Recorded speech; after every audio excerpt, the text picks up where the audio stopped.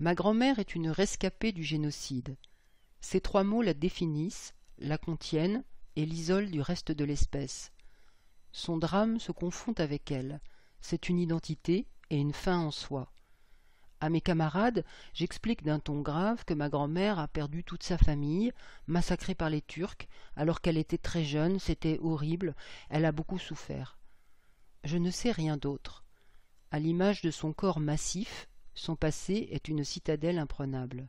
Oser lui demander des détails me semble inimaginable et cruel.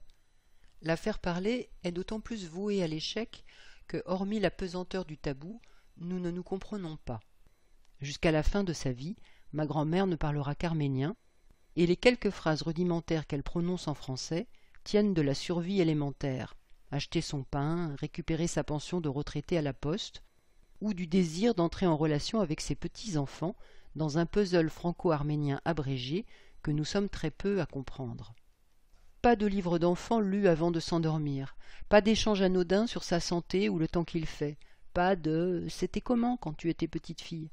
Mon apprentissage de l'arménien n'ayant donné de résultats convaincants qu'à l'adolescence, notre relation va se nourrir non par les mots, mais par la bouche. Ma grand-mère investit mon palais. L'entreprise est facilitée par un détail géographique important. À partir de la fin des années 60, elle s'installe dans l'appartement au-dessus de celui de mes parents, dans le 10e arrondissement de Paris. Mon père impose à sa femme un régime de cohabitation avec sa belle-mère, rendu acceptable par le fait que les deux appartements ne communiquent pas et que ma grand-mère ne partage pas nos repas, sauf celui du dimanche midi. Dans cet appartement du haut, mon frère occupe une chambre, ma sœur et moi une autre. Après une porte de séparation, arrive le domaine de ma grand-mère. Sa cuisine, son salon minuscule où trône la télévision, son balcon, sa salle de bain, sa chambre. Je passe le plus clair de mon temps à quelques mètres de ces fourneaux. L'obsession orientale du gavage d'enfants et l'intense satisfaction qu'il nous procure à toutes les deux sont à l'origine de nos échanges. C'est par gourmandise que j'apprendrai mes premiers mots d'arménien, récités à toute allure.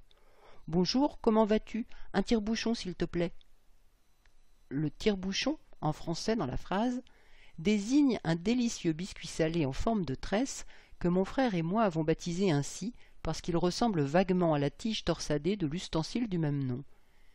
Ma grand-mère guette ce mot, tire-bouchon, qui la met toujours en joie, dispose amoureusement les biscuits dans une assiette et m'installe dans son petit salon.